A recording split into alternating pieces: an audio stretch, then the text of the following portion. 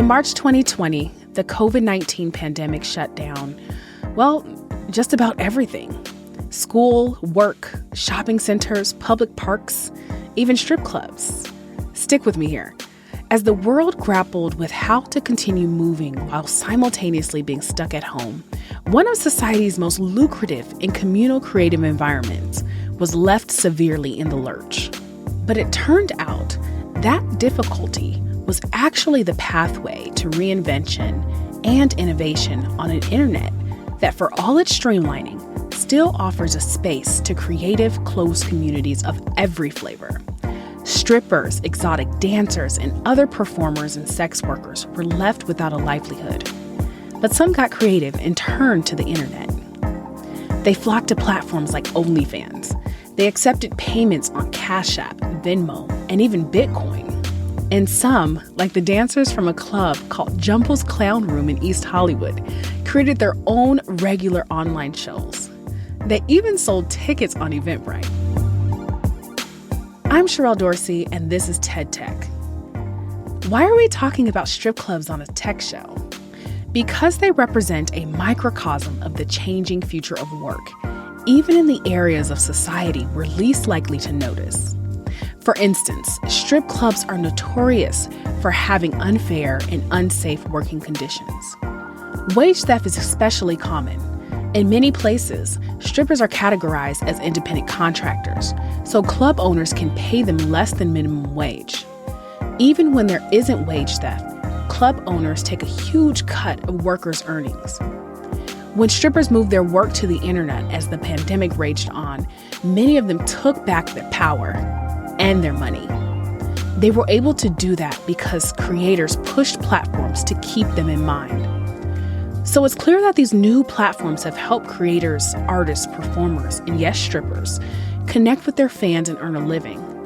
But what benefits might blockchain and cryptocurrency bring to this creator economy? In today's talk, Meta's Adam Mosseri envisions a future where the blockchain enables creators of all kinds to connect with fans across different social media platforms without being beholden to any one platform. Afterwards, we'll think more about how the blockchain offers some promise and some peril to creators.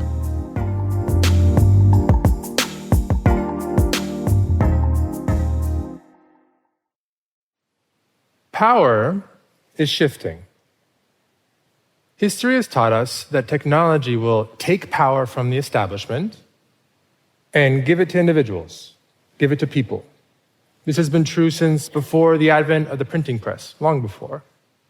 But the path is not a straight line. There are always bumps and detours along the way, and the internet is no exception. The original promise of the internet was to push power down into the hands of people, to all of us. And it has. It has weakened yesterday's gatekeepers. Music labels, news publications, TV networks, they've all lost much of their power and prestige. But at the same time, the internet has created a new establishment. It's pushed power into the broadest of platforms, like Instagram. This was unexpected. But I believe that over the broad arc of history, that this unexpected outcome, this concentration of power in the hands of a handful of platforms, is not going to be a long-lasting trend. Over the next 10 years, we're going to see a dramatic shift in power away from platforms like the one that my team and I are responsible for, and to a group of people I like to describe as creators. Let's define a creator as someone whose personality is their brand, and who uses platforms like Instagram to turn their passion into a living. Creators like Blair Amani and D Nice and Benny Drama. They generate new ideas, push boundaries, drive culture. We follow them just to see what they'll do next. What if we imagine a world where creators actually owned their relationship with their audience? They didn't rent it, they owned it. And where all of us were invested in their success. A world where the platforms acted more like platforms because we can and should do more to support creators. It's been maybe 50 years since the birth of the internet, and we can all see how much it has affected almost every industry, particularly the attention-based industries. Music, news, TV, art, they've all been disrupted. Musicians like Childish Gambino and Frank Ocean and Chance the Rapper, they found ways to reach an audience without a label. When Jessica Yellen was the chief White House correspondent for CNN back in 2012, that network averaged about 670,000 viewers. Today, she reaches nearly that many people on Instagram alone.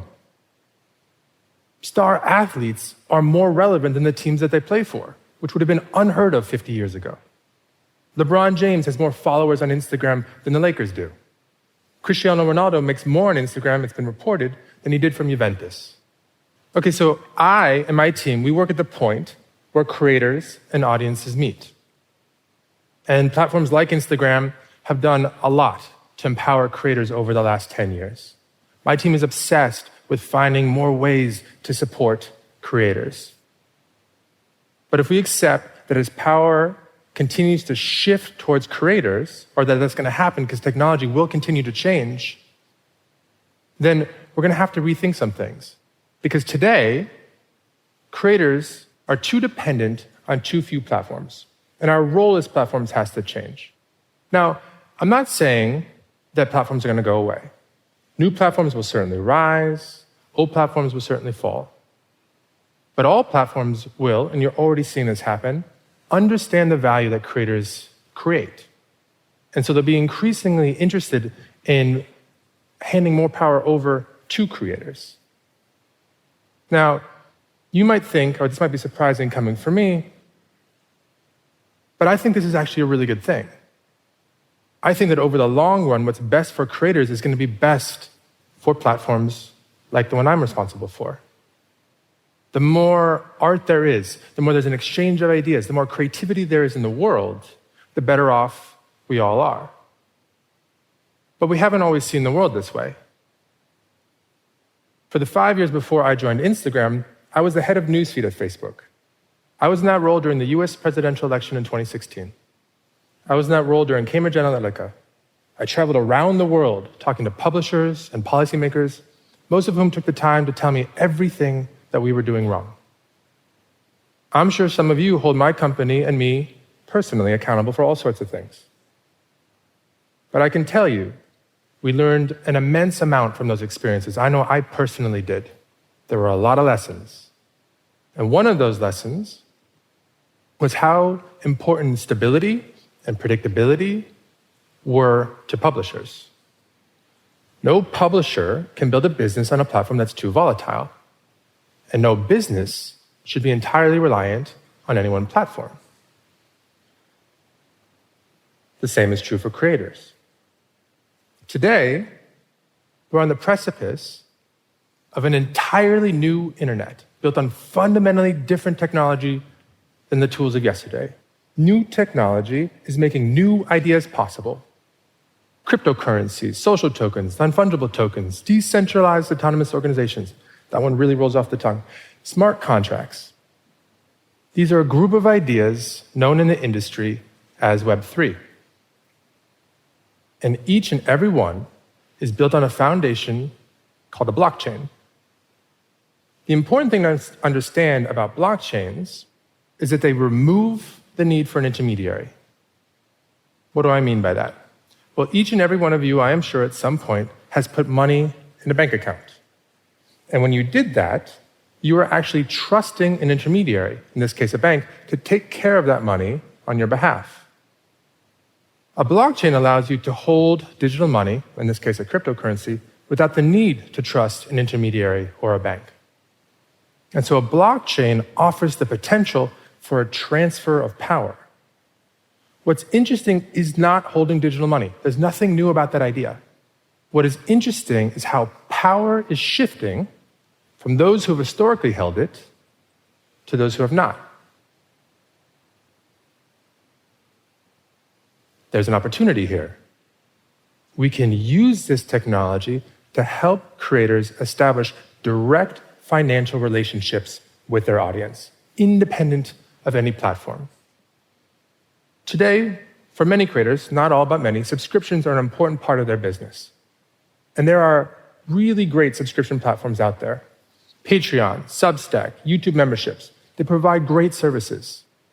For you as a creator, they host your content, they distribute that content, they handle payments on your behalf. But there's a cost to you. You are beholden to each platform where you show up. You are playing by that platform's rules. So what if we imagine something different?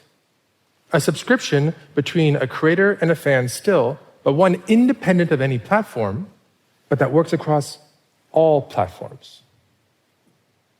On a 5-year time view, the blockchain offers the opportunity for creators to directly own their relationship with their subscribers.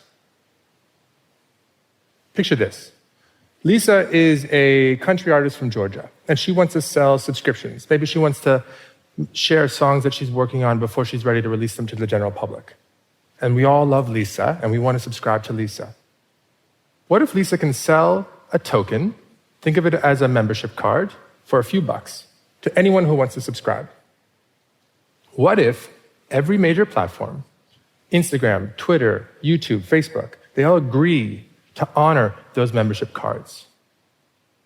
Then, in that world, if Lisa first establishes herself on Instagram, but later she wants to branch out into Twitter, she can bring Team Lisa with her. She can bring her subscribers with her. And all of us, because I'm sure we all love Lisa, we only need to subscribe once, not once per platform. That's a big deal. And even more important, if we build these membership cards on a blockchain, no company can ever take Lisa's community away from her. Instagram could, poof, disappear tomorrow, and she would maintain her relationship with her subscribers, and she would maintain her income. We can take this idea further. As we look to the future, it's increasingly clear that it's going to bring more and more volatility as technology changes more and more quickly. For creators, this means new talent can succeed faster than ever before and at an incredible scale. It also means that we will never again see the stability in careers that our grandparents saw. There's a problem. One challenge with this future is that our financial infrastructure, particularly the way that we finance our ideas, largely predates the internet. Today, the predominant way that businesses raise money, and the only real option available to creators, is to borrow it as debt. And as to any of you who have ever struggled with a mortgage payment or a student loan or a car payment can attest to, there's a lot of downside to debt. My first experience with debt was a 13-year-old 86 Saab 9000 Turbo. Gray car, saggy roof, this sort of night lighter lights in the front. I love that car. But it was hard. So what if instead of debt, we invested in people the way we invest in startups? As a creator, you should be able to use technology to raise money to finance your ambitions. If you so choose, you should be able to sell equity in your future, and you should be able to set the terms. For a $100,000 investment, you'll pay out 5% of what you make for the next 10 years. And we can codify those terms in a smart contract. We can connect the rev share you make on YouTube, the subscription fees you make on Patreon, the merchandise sales you make on Instagram, all to one token that anyone who believes in you could buy. And in doing so, you'd be giving your audience the opportunity to share in your success, to buy a share, to build equity in the creator they know, love, and trust. And Lisa would be able to build a community of people who are directly invested in her success.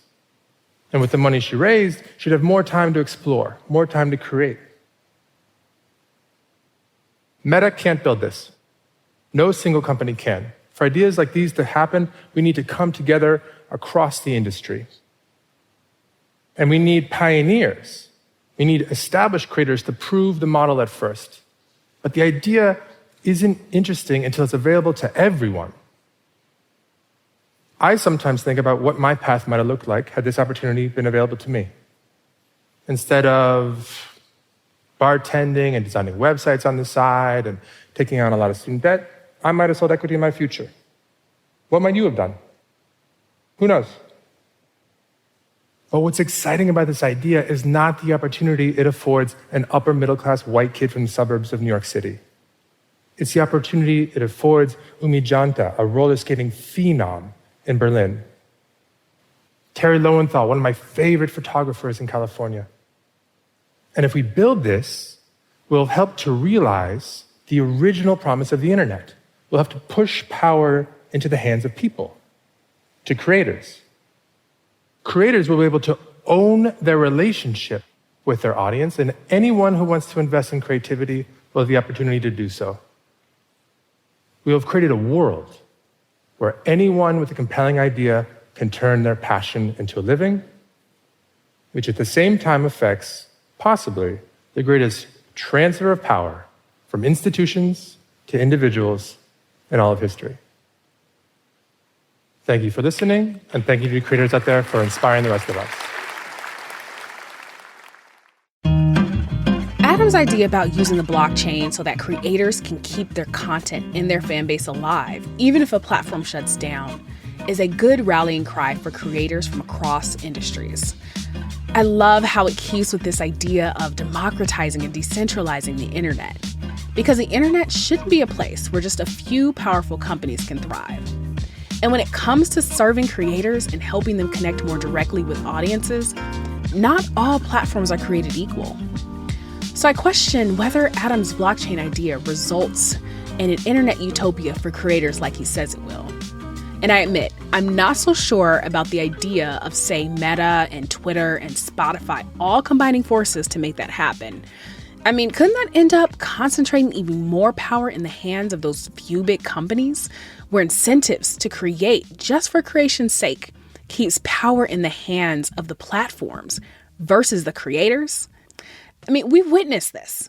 We've witnessed the sameness of dance reels and TikTok videos from our favorite creators who've been forced to create and engage their audiences almost daily just to keep up with the algorithm, which long-term removes the idea that creators work for themselves. Instead, they're catering to a series of demands based on how well their output can outperform the code. Now, there are a few contenders rethinking how creators build and connect and engage their audiences without the forcing weight of those pushy bots. Platforms like Gumroad, Maven, Workweek, Every, and Udemy offer creators environments where they can control the organic flow and cadences of their audience and offerings. While no infrastructure is without its flaws, what does remain clear is that the creator and creation economy are offering a great deal more flexibility and freedom for a workforce defining and determining its own path without having to go through the traditional gatekeepers. TED Tech is part of the TED Audio Collective and is produced by TED in partnership with Transmitter Media. Our editor is Sammy Case, and the show is fact-checked by TED. I'm Sherelle Dorsey. Let's keep digging into the future. Join me next week for more.